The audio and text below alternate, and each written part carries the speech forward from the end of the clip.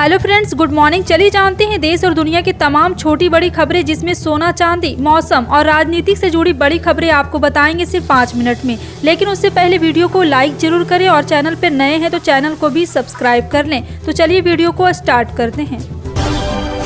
बता दें, मध्य प्रदेश में विधानसभा चुनाव की तारीख का भले ही ऐलान ना हुआ हो, लेकिन चुनावी बिसात का बिछना शुरू हो गया है। सत्तारूढ़ बीजेपी और कांग्रेस पार्टी चुनाव तैयारी में पूरी तरह से जुट गए। ऐसे में बीजेपी भोपाल मध्य विधानसभा सीट को जीतने को लेकर तरह तरह के फॉर्मूले अपना रहे। इस बार बीजेपी ने चुनाव की तारीखों के ऐलान से पहले ही इस सीट पर अपना प्रत्याशी घोषित कर दिया। भोपाल जिले में 7 विधानसभा सीटें आती, जिसमें भोपाल मध्य एक सीट है।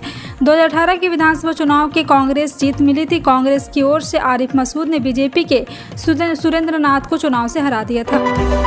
उत्तर प्रदेश के मुख्यमंत्री योगी आदित्यनाथ ने एक देश एक चुनाव को लेकर बड़ा बयान दिया। उन्होंने इसे लेकर सरकार की अच्छी पहल बताते हुए कहा कि यह समय की मांग है, इसके विकास के नए रास्ते खुलेंगे। एक देश एक चुनाव आज की जरूरत है। सीएम योगी ने कहा कि बार बार चुनाव कराने से विकास में बाधा आती है। बता दें कि केंद्र सरकार ने आज ही एक देश एक चुनाव को लेकर कमेटी बनाई। यह कमेटी रामनाथ कोविंद की अध्यक्षता में बनाई गई है। कर्नाटक में विधानसभा चुनाव खत्म होने के बाद से ही भारतीय जनता पार्टी के बीच हलचल मची है। पार्टी अभी तक राज्य की विधानसभा में अपने नेता का चुनाव नहीं कर पाई। इस बीच लोकसभा चुनाव की तैयारियों को लेकर बुलाई गई एक बैठक से विधायकों की गैर मजबूती ने सवाल खड़े कर दिए। बीजेपी के भीतर चल रही इस कलह को लेकर कांग्रेस भी एक्टिव है और जमकर बीजेपी पर निशाना साध रही है। इसरो का सूर्य मिशन आदित्य L1 शनिवार यानी 2 सितंबर को सुबह करीब 11:50 बजे लॉन्च किया जाएगा। लॉन्चिंग की लगभग सभी तैयारियां पूरी हो चुकी। जब देश का पहला सौर मिशन अपने विश्वसनीय PSLV पर सवार होकर सूर्य की ओर अपनी यात्रा पर श्रीहरिकोटा से रवाना होंगे, तो इसरो की एक और शाखा द्वारा विकसित द्रव नोदन प्रणाली आदित्य L1 मिशन को आगे बढ़ाने में महत्वपूर्ण भूमिका निभाएगी। शिवसेना के अध्यक्ष और पूर्व मुख्यमंत्री उद्धव ठाकरे ने शुक्रवार को दावा किया कि विपक्षी गठबंधन इंडिया पूरे आत्मविश्वास से आगे बढ़ रहा और 2024 में लोकसभा चुनाव जीतने के लिए तैयार है। इंडिया कॉन्क्लेव में पूरे भारत से 28 राजनीतिक दलों ने भाग लिया। कॉन्क्लेव की मेजबानी करने वाले उद्धव ठाकरे ने कहा, हम हर कदम आगे बढ़ रहे और इंडिया गठबंधन की तीसरी मीटिंग सफलतापूर्वक संपन्न हुई। राष्ट्रपति द्रौपदी मुर्मू ने नेहरू मेमोरियल संग्रहालय एवं पुस्तकालय का नाम बदलकर प्रधानमंत्री संग्रहालय एवं पुस्तकालय करने के लिए अपनी मंजूरी दे दी है। केंद्र द्वारा जारी अधिसूचना में कहा, भारत सरकार नियम 1961 में दूसरी अनुसूची प्रविष्टि 9 में संस्कृति मंत्रालय शीर्ष के तहत नेहरू मेमोरियल संग्रहालय पुस्तकालय शब्दों का स्थान पर प्रधानमंत्री का संग्रहालय और पुस्तकालय शब्द प्रतिस्थापित किए जाएंगे। प्रधानमंत्री नरेंद्र मोदी और उनकी भारतीय जनता पार्टी के खिलाफ विपक्षी गठबंधन इंडिया का जन्म होते तो हो चुका है, लेकिन वो अभी पालने में ही है। उसके जमीन पर पांव रखने से पहले ही तमाम तरह की बाधाएं सामने आने लगी। कहा जा रहा है कि मुंबई बैठक में चुनावी प्रस्ताव पास होना था, लेकिन जातिगत जनगणना के मुद्दे पर रार हो गई और पश्चिम बंगाल के मुख्यमंत्री ममता बनर्जी वहां से निकल गई। मुख्यमंत्री शिवराज सिंह चौहान ने शुक्रवार को जिले के नौगढ़िया में मेडिकल कॉलेज का भूमि पूजन किया। इस दौरान उन्होंने जन दर्शन यात्रा निकाली और कहा है कि लोगों को आशीर्वाद भी दिया गया है। और साथ ही साथ आपको बता दें कि कार्यकर्ताओं पे हर महीने 7250 मिनी आंगनबाड़ी को मानदेय दिया जाएगा। सहायिकाओं को 6500 रुपये महीने दिए जाएंगे। मुख्यमंत्री ने कहा, लोक सेवा केंद्र में सेवा लेने के लिए अभी नागरिकों को 40 रुपये देने पड़ते हैं, इसे घटाकर 20 रुपये कर दिया जाए। रेवेन्यू सेक्रेटरी संजय मल्होत्रा ने शुक्रवार को जानकारी देते हुए कहा, अगस्त 2023 के लिए जीएसटी रेवेन्यू में 11% का इजाफा देखने को मिला। इस बार यह आंकड़ा फिर से 1.60 लाख करोड़ रुपए से ज़्यादा पहुंचा है। वास्तव में ये 5वीं बार ऐसा मौका आया है कि जब देश का जीएसटी कलेक्शन 1.60 लाख करोड़ रुपये के पार गया है। ऐसा इसलिए देखने को मिला क्योंकि देश में जीएसटी की चोरी में गिरावट देखने को मिली। अगस्त 2022 में जीएसटी कलेक्शन 1,43,612 करोड़ रुपये था।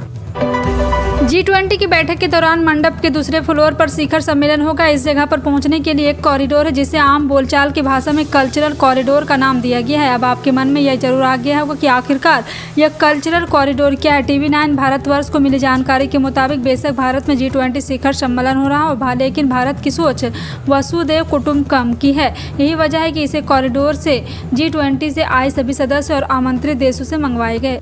पाकिस्तान में महंगाई कम होने के बजाय बढ़ती जा रही। यहाँ पर पेट्रोल और डीजल की कीमत में आग लगी हुई, जिसका सीधा असर आम जनता की जेब पर पड़ रहा है। इससे खाने पीने की चीज़ें महंगी हो गई। ऐसे में गरीब आदमी के थाली में दाल रोटी भी गायब हो गई। खास बात यह कि महज 16 दिन के अंदर पाकिस्तान सरकार ने दूसरी बार पेट्रोल डीजल की कीमतों में बढ़ोतरी की।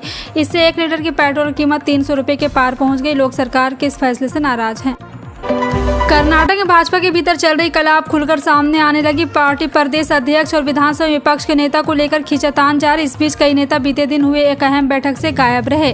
कर्नाटक में विधानसभा चुनाव खत्म होने के बाद से भारतीय जनता पार्टी के बीच हलचल मची हुई है और बता दें कि यहां पे बैठक से विधायकी की गैर मौजूदगी के सवाल खड़े हो रहे हैं। लालू यादव ने विपक्ष की मीटिंग के बाद लोगों के संबोधित करते हुए केंद्र सरकार पर निशाना साधा। उन्होंने कहा, देश में जो सरकार वो झूठ बोलकर सत्ता पाने की कोशिश में लगी। ये लोग झूठ बोलकर ही सत्ता में आए थे। उन्होंने कहा है कि देश का काला धन विदेशी देशों के बैंक में जमा है, जिसे देश में लाकर देश की जनता में बांटने का काम करेंगे। इनके झांसे में हम भी आ गए और खाता खुलवा लिया। किसी भी शहर में आवारा पशु ट्रैफिक समस्या की बड़ी वजह होते हैं। आवारा पशु अक्सर गंदगी फैलाते हैं और यातायात में बाधा डालते हैं। इस पर रोक लगाने के लिए कानपुर शहर में एक बड़ा प्रावधान लागू किया गया है। प्रशासन का कहना है कि इस तरह की सख्ती से सफाई को लेकर लोगों में जागरूकता बढ़ेगी और यह पर्यावरण के हित में होगा। विपक्षी गठबंधन की मीटिंग के बाद राहुल गांधी ने अपने संबोधन में सरकार को घेरा। उन्होंने कहा, बीजेपी को इंडिया अलायंस हराएगा, हम देश के लिए काम करेंगे। राहुल गांधी ने कहा, कुछ मतभेद है लेकिन हम एक हैं। इस दौरान उन्होंने चीन के मुद्दे पर बीजेपी को फिर घेरने की कोशिश की। उन्होंने कहा, चीन ने लद्दाख में देश की जमीन पर कब्जा किया है। पीएम देश से झूठ बोल रहे हैं, वो चीन से घबराते हैं, सच बताने से घबराते हैं, झूठ बोलकर देश को गुमराह कर रहे हैं। भारतीय रिजर्व बैंक ने 2000 के नोट की वापसी को लेकर बड़ी जानकारी दी। उसने शुक्रवार को कहा कि अभी तक 3.32 लाख करोड़ रुपए मूल्य के 2000 के नोट बैंकिंग सिस्टम में वापस आ गए। आरबीआई के अनुसार करीब चलन में मौजूद 93% 2000 के नोट मार्केट से बैंकों में वापस आए। हालांकि 2000 के नोटों को वापस करने के लोगों के पास अभी भी 1 महीने का समय बचा हुआ है।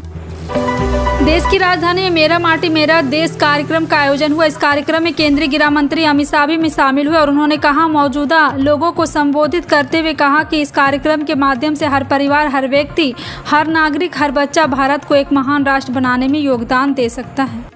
भारत के मुख्य न्यायाधीश डीवाई चंद्रचूड़ ने की अध्यक्षता में सुप्रीम कोर्ट कॉलेजियम ने मद्रास उच्च न्यायालय के अस्थायी न्यायाधीश के रूप से 5 अतिरिक्त न्यायाधीशों की नियुक्ति की सिफारिश की है।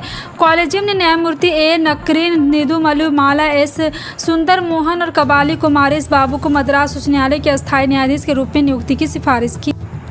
मध्य प्रदेश में विधानसभा चुनाव से ठीक पहले मुख्यमंत्री शिवराज सिंह चौहान ने बड़ी सौगात दी है। सीधी दौरे पर पहुंचे सीएम शिवराज सिंह चौहान ने जिले में चिकित्सा महाविद्यालय का भूमि पूजन किया। इस मेडिकल कॉलेज के बाद प्रदेश के छात्रों के लिए हर साल सीधी में 100 MBBS सीट प्राप्त हो सकेगी। इस दौरान मुख्यमंत्री शिवराज सिंह चौहान ने कहा कि सीधी के ग्राम गुनौड़िया में मेडिकल कॉलेज के खुलने से सीधे जिले और उनके आसपास के जिलों में नागरिक भी लाभान्वित होंगे। अगस्त महीने के दौरान उत्तर भारत में गर्मी ने जमकर तांडव मचाया। कई जगह तापमान 40 डिग्री सेल्सियस के भी पार चला गया। भारत मौसम विज्ञान विभाग के अनुसार देश ने इतिहास में सबसे गर्म और शुष्क अगस्त का अनुभव किया है। इस साल के अगस्त महीने में 1901 के बाद में सबसे ज्यादा तापमान दर्ज किया गया। विशेषज्ञों का कहना है चिंताजनक प्रवृत्ति जलवायु परिवर्तन के बढ़ते प्रभाव को उजागर करती। अगर आपने ICICI बैंक या पंजाब नेशनल बैंक से होम लोन ले रखा है तो यह खबर आपके काम की है। बैंक की तरफ से होम लोन की ब्याज दर में इजाफा किया गया है। ICICI बैंक और पंजाब नेशनल बैंक ने अलग अलग टेन्योर वाले लोन पर MCLR 5 बेसिस पॉइंट की बढ़ोतरी की है। बैंक की वेबसाइट के अनुसार बढ़ी हुई ब्याज दरें 1 सितंबर 2023 से लागू हो गई है।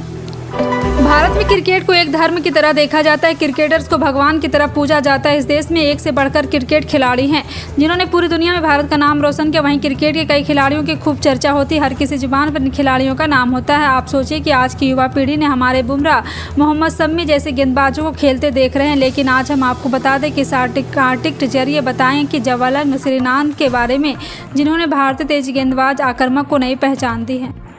भारतीय वायुसेना जल्द बड़ा युद्धाभ्यास त्रिशूल करने जा रही है। युद्धाभ्यास ऐसे वक्त होगा जब भारत में G20 समिट के दौरान दुनिया भर के तमाम बड़े नेता दिल्ली में होंगे। खास बात यह है कि ये युद्धाभ्यास उत्तरी क्षेत्र में चीन और पाकिस्तान से लगी सीमाओं पर होगा।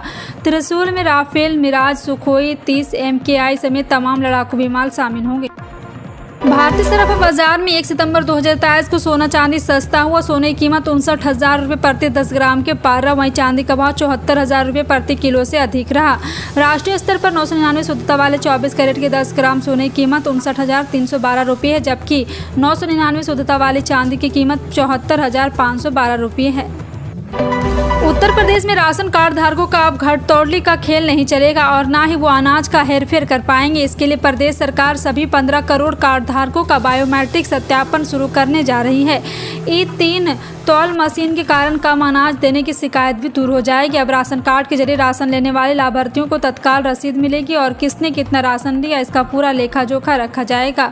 इसके लिए पूरी प्रक्रिया का खाका तैयार किया गया। दरअसल हर राशन कार्ड धारक का प्रदेश सरकार अब बायोमेट्रिक सत्यापन कराएगी। ई-KYC यानी ऑनलाइन सत्यापन कराने का प्रदेश सरकार की ओर से निर्णय लिया गया है। कुल 15 करोड़ लाभार्थियों की ई-KYC सत्यापन किया जाना है। इसके लिए खाद्य विभाग को आवश्यक दिशा निर्देश दिए गए हैं।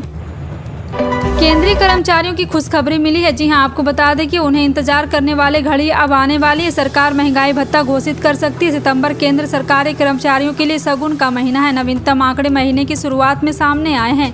जुलाई 2023 के लिए AICPI इंडेक्स का आंकड़ा जारी किया गया। इसमें बहुत बढ़ोतरी हुई, लेकिन उससे भी खासकर जुलाई 2023 में लागू होने वाले महंगाई भत्ता की घोषणा होने वाला है। फिलहाल आपका इन सभी खबरों पर क्या कहना है, कॉमेंट सेक्शन में टाइप करके जरूर बताएं।